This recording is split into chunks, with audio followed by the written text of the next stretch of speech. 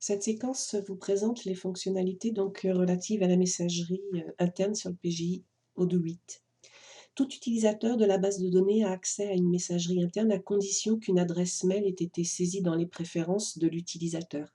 Par exemple ici pour l'utilisatrice Damay, si je consulte ses préférences, je retrouve bien ici une adresse mail qui a été saisie.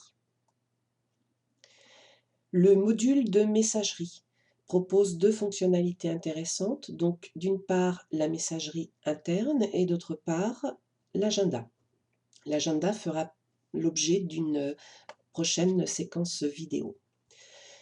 La messagerie donc comprend 4 rubriques: la boîte de réception, à partir de laquelle tout message peut être envoyé, la rubrique pour moi, où je retrouve ici les messages qui me sont personnellement adressés, la rubrique affaires qui permet d'épingler les messages prioritaires à traiter, et enfin la rubrique archives qui permettra donc de stocker tous les messages traités. Alors comment envoyer un message à un salarié? Donc dans ma boîte de réception, je clique sur partager avec mes abonnés et je vais ici préciser à qui je veux envoyer donc le destinataire du message. Je peux ici donc dans le sujet saisir en fait un objet et enfin ici le texte du message. Donc j'envoie le message. À ce message, j'aurais pu joindre un fichier. À ce message, donc j'aurais pu recourir à un modèle existant de courriel. Et enfin, ce message que je viens de rédiger, je peux aussi décider de le sauvegarder en tant que nouveau modèle.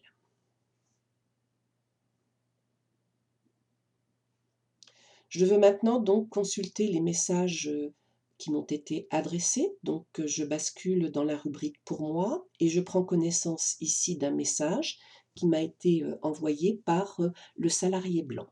Donc blablabla.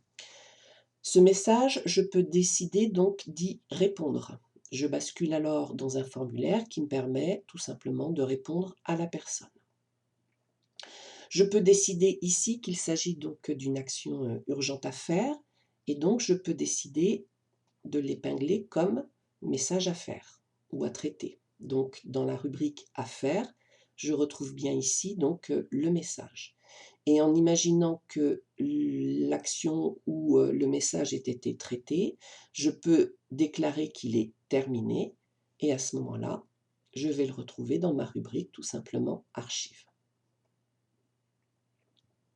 Je peux aussi donc communiquer par un autre chemin avec les salariés de l'entreprise. Par exemple, je suis madame Damay, j'avais une tâche à réaliser, donc j'ai réalisé ma tâche et lorsque j'ai modifié ma tâche, j'ai la possibilité ici d'envoyer un message. Donc là, c'est exactement le même principe que précédemment. Je saisis ici donc l'abonné tout simplement du message et j'envoie. Par exemple, dans le module vente, en imaginant que un salarié me demande de modifier un renseignement important ou même de créer un client. Après l'avoir créé, je peux aussi ici envoyer un message à la personne qui m'a demandé par exemple de créer le client. Alors par défaut ici, donc il a sélectionné le client à qui sera envoyé le message. Donc comme ce client n'a pas d'adresse courriel, je désactive tout simplement ici le client et puis je rebascule dans ma possibilité ici donc de messagerie interne. Cette séquence est terminée.